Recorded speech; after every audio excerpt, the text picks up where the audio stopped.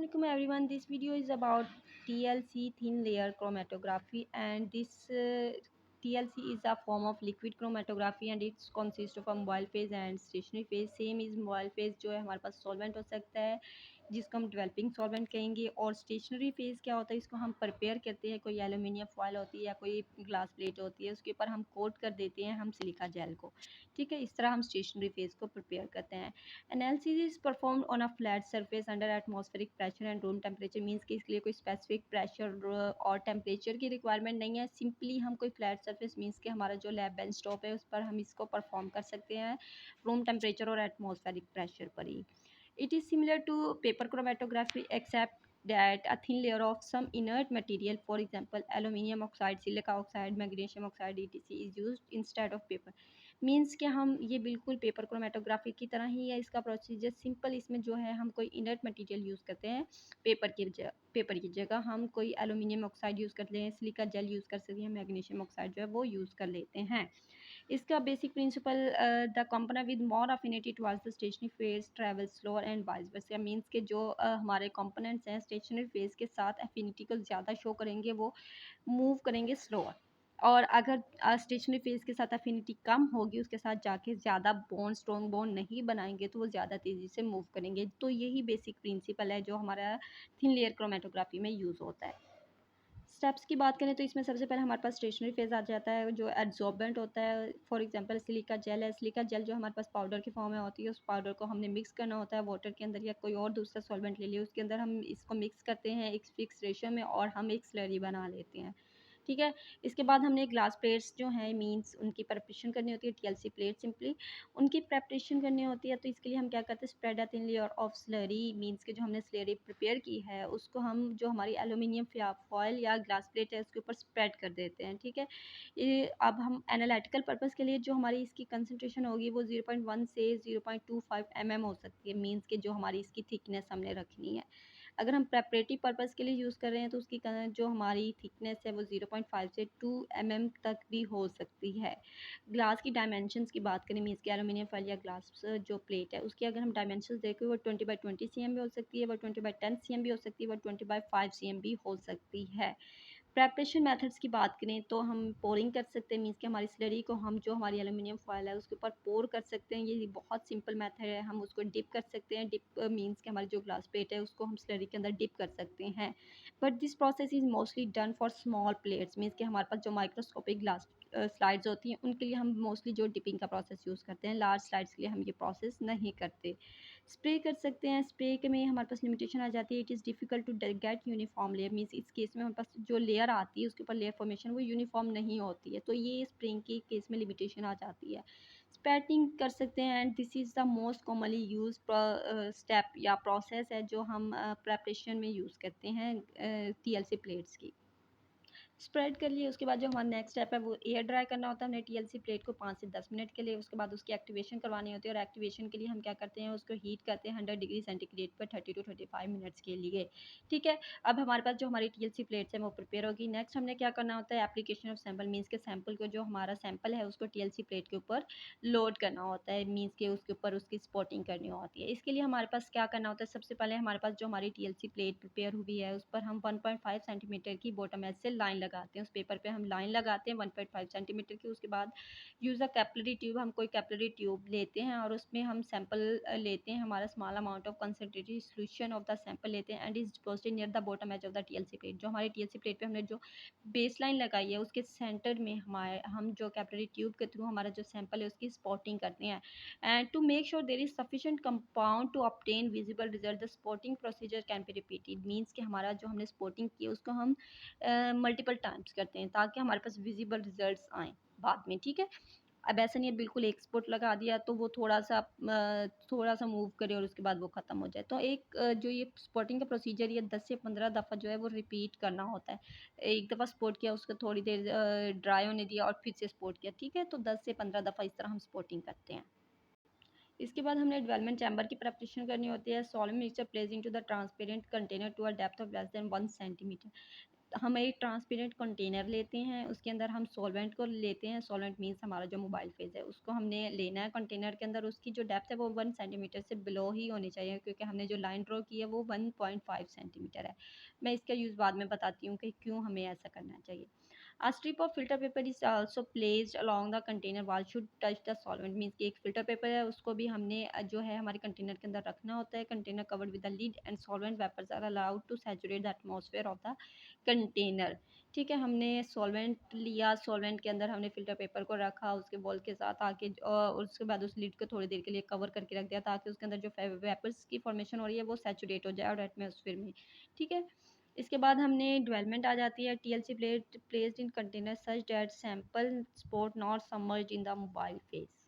अब हमारे पास जो टीएलसी प्लेट है जिसमें हमने सैंपल को स्पोर्ट किया उसको हमने कंटेनर के अंदर रखना है, और रखना इस तरह है कि हमारी जो लाइन है, जो सैंपल है, वो मोबाइल फेस में के अंदर ना जाए। ठीक है, क्योंकि हमने अब मोबाइल फेस इसी वजह से 1 सेंटीमीटर से तकरीबन 1 सेंटीमीटर और इससे बिलो लेते हैं ताकि हमारा जो सैंपल है वो इसके अंदर सबमर्ज ना हो। ठीक है, and then it is covered with a lid to prevent solvent evaporation. हमने सॉल्वेंट इवेपोरेशन को प्रिवेंट करने के लिए कवर कर देते हैं, and then kept it for some time. Solvent migrate अब वी कैपिलरी रिएक्शन के थ्रू जो सॉल्वेंट है वो मूव करेगा हमारी टीएलसी प्लेट में and elute the sample. Plate are removed from the container before the solvent reaches the top of the plate. हमने plate को रिमूव कर देना है कि हमारा जब सॉल्वेंट मूव करता है वो एक पॉइंट है लास्ट बॉर्डर तक, जो हमारा टीएलसी प्लेट के बॉर्डर से थोड़ा कम होगा, वहाँ तक अगर जब पहुँच जाता है उसके बाद हमने प्लेट को जो है वो रिमूव कर देना होता है कंटेनर से। Visualisation solvent evaporates from the plate. हमने प्लेट को निकाला, टीएलसी प्लेट को निकाला और उसको थोड़ा टाइम दिया ताकि जो सॉल्वेंट है वो इवेपोरेट हो जाए। उसके बाद हमने विजुअलाइज करना होता है हमारा जो टीएलसी प्लेट पर रिजल्ट्स आए हैं। विजुअलाइजेशन के लिए हम यूवी लाइट को यूज़ कर सकते हैं। ठीक है, और स्टेनिंग का प्रोसीजर, और भी बहुत से मेथड्स हैं जिनको हम यूज़ करके विजुअलाइज कर सकते हैं। यूवी लाइट के में हम क्या करते हैं इस केस में, जब हम स्लरी की प्रेपरेशन कर रहे होते हैं, जो हमारा स्टेशनरी फेज है उसकी प्रेपरेशन कर रहे होते हैं, तो उसके हम कोई fluorescent compound for example zinc sulphate को ऐड कर देते हैं। इसको ऐड करेंगे तो जब हम यूवी लाइट के अंदर उसको विजुअलाइज करेंगे तो जो हमारी टीएलसी प्लेट है वो ग्रीनिश सी नज़र आएगी, और जो कंपोनेंट्स उनका कोई कलर नज़र नहीं आएगा। तो इस तरह हमें पता चल जाएगा वो कितने डिस्टेंस पे है। या हम स्टेनिंग कर सकते हैं। स्टेनिंग के लिए आयोडीन वेपर्स ले सकते हैं। इस केस में हम पर येलो और ब्राउन कलर के जो स्पॉट्स हैं वो नज़र आ रहे होते हैं, और बहुत सी स्टेनिंग होती हैं, स्टेनिंग कर सकते हैं, और बहुत से रीजन्स हैं जिनके साथ हम स्टेन कर सकते हैं। So however I will show you diagrammatically. ये हमारे पास टीएलसी प्लेट है। टीएलसी प्लेट को हमने प्रिपेयर करना होता है। खुद एल्यूमिनियम फॉयल होती है, उसके ऊपर हम सिलिका जेल को स्प्रेड करते हैं और इसको ड्राई करते हैं। देन जब ये हमारी प्रिपेयर हो जाती है, इस पर हमने लाइन लगानी होती है बॉटम बॉटम पे 1.5 सेंटीमीटर की। ठीक है, ये लाइन लगाई, इसके बाद हमने इसको बेस लाइन कहते हैं, और इसके ऊपर जो सैंपल्स हैं उनकी स्पॉटिंग करनी होती है। एक सैंपल को भी हम एट अ टाइम रन कर सकते हैं, लेकिन हम जो है वो एक मैक्सिमम दरम्यान में डिस्टेंस रख के, और हम 2-3 सैंपल्स को भी स्पोर्ट कर सकते हैं एट अ टाइम। तो यहाँ पे जैसे मैंने दिखाया, तो मैंने 3 सैंपल्स को स्पोर्ट किया हुआ है। ठीक है, इसके बाद हमने कंटेनर के अंदर, ये हमारा जो है वो टीएलसी चैम्बर है या कंटेनर है, इसके अंदर हमने सॉल्वेंट लिया। सॉल्वेंट जो 1 सेंटीमीटर और इससे बिलो ही लेना होता है। इतना लेना होता है कि हमारे जो सैंपल्स, जो ये हमने सैंपल्स पुट किए हैं, ये इसके अंदर सबमर्ज ना हो, इसके साथ टच ना हो, इसके अंदर ना जाए। ठीक है, इससे थोड़ा ऊपर ही रहे। ठीक है, हमने सॉल्वेंट लिया, उसके अंदर हमने अपनी टीएलसी प्लेट को रख दिया। ठीक है, इसके बाद हमने इसको कवर करना होता है और इसको टाइम देना होता है। तो हमारे सॉल्वेंट जो है, जो हमारा सैंपल है वो मूव करना स्टार्ट करता है विद मोबाइल फेस जो वो कैपिलरी रिएक्शन के थ्रू टीएलसी जो प्लेट है उसके ऊपर मूव करता है, और साथ अपने जो मिक्सचर है, सैंपल है, उसके अंदर जो कंपोनेंट्स हैं उनको भी अपने साथ सेपरेट करता रहता है। ये प्रोसेस रिपीट होता रहता है। जो प्रोसेस जो है ये चलता रहता है। हम जो ट्रांसपेरेंट चैम्बर लिया उसके थ्रू इसको देखते हैं, हमारा जो सॉल्वेंट है वो मूव कर रहा है।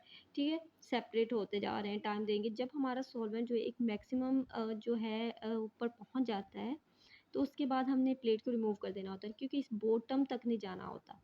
ठीक है, थोड़ा जब स्पेस रह जाती है उसके बाद हमने जो हमारी टीएलसी प्लेट है इस चैम्बर से रिमूव कर देते हैं। टीएलसी प्लेट से हमने अपने जो टीएलसी चैम्बर से हमने अपनी प्लेट को रिमूव किया। उसके बाद हमने जो हमारा सॉल्वेंट है, जहाँ तक उसने मूव किया, जहाँ तक उसकी मूवमेंट हुई है, उसको हम सॉल्वेंट फ्रंट कहते हैं। इसको हम लाइन लगा के शो करते हैं। ठीक है, और इसके बाद इसको थोड़ी देर टाइम देते हैं, तो जो सॉल्वेंट है ये इवेपोरेट हो जाता है। तो हम इसको पहले ही जो है लाइन लगा के जो है मेंशन कर देते हैं अपने टीएलसी प्लेट पे। इसके बाद हम इसको जो हमारी यूवी चैम्बर होता है उसके अंदर रखते हैं। यूवी लाइट के अंदर इसको हम जो है विजुलाइज करते हैं हमारी सैंपल्स की जो मूवमेंट है, ठीक है। जैसे हमारे यहाँ पे मल्टीपल सैंपल, 3 सैंपल्स थे, उनसे मल्टीपल जो है सैंपल सी जो है, फॉर एग्जांपल यहाँ पे हमने जो रखा था ए बी सी, ठीक है। तो ये सी है, सी से हमारे पास कितने आ रहे हैं, 1 2 3, 3 स्पॉट्स जो हैं वो इससे आ रहे हैं। बी से हमारे पास 1 2 एंड ए इससे भी 2 आ रहे हैं। हमने इनको मल्टीपल नेम्स दे दिए अपनी कैलकुलेशन के लिए, ठीक है। सॉल्वेंट फ्रंट है और ये जो है हमारे पास कंपोनेंट्स की मूवमेंट है। इनको अब हमने मेजर कैसे करना होता है, इनको हमने इनकी रिटार्डेशन फैक्टर जो है वो मेजर करना होता है। Retardation factor is basically the distance travel by the component over the distance travel by the solvent. तो हम रिटार्डेशन फैक्टर को हर कंपोनेंट के लिए मेजर करते हैं। फॉर एग्जांपल अगर हम बी, ये बी हमारा है, इसके लिए मेजर कर रहे हैं तो इस डिस्टेंस ट्रेवल बाय कंपोनेंट, इस डिस्टेंस को मेजर करेंगे और the distance travel by the solvent means कि ये जो डिस्टेंस सॉल्वेंट फ्रंट तक जो सॉल्वेंट ने जो डिस्टेंस कवर किया उस पर डिवाइड कर देंगे। तो हमारे पास इस बी वाले कंपोनेंट का जो आर एफ वैल्यू आ जाएगी। सेम हम सब के लिए इस आर एफ वैल्यू को निकाल लेते हैं। सो ये जो है टीएलसी प्लेट का बेसिक प्रिंसिपल है, टीएलसी क्रोमेटोग्राफी का बेसिक प्रिंसिपल है। इसकी बहुत सी एप्लीकेशंस है क्रोमेटोग्राफी की। इसकी बहुत सी एप्लीकेशंस है, बहुत सी मेडिसिन्स की क्वालिटेटिव टेस्टिंग के लिए यूज़ होता है। फार्मास्यूटिकल्स में इसकी एप्लीकेशंस है और it can be use for the purification of samples और metabolites and it can also be use to identify natural product as essential oils, glycosides, फैक्सीज, अल्कनॉइड्स, ठीक है। इसके अलावा फूड इंडस्ट्री में यूज़ होता है प्रेजर्वेटिव्स को सेपरेट करने के लिए। और भी बहुत सी एप्लीकेशंस हैं। So this is all about the TLC basic जो इसका प्रोसीजर है वो यही इसका प्रोसीजर है। So hopefully you like this video. अगर आपको वीडियो लाइक अच्छी लगे, समझ आए तो वीडियो को लाइक करें और चैनल को सब्सक्राइब करें।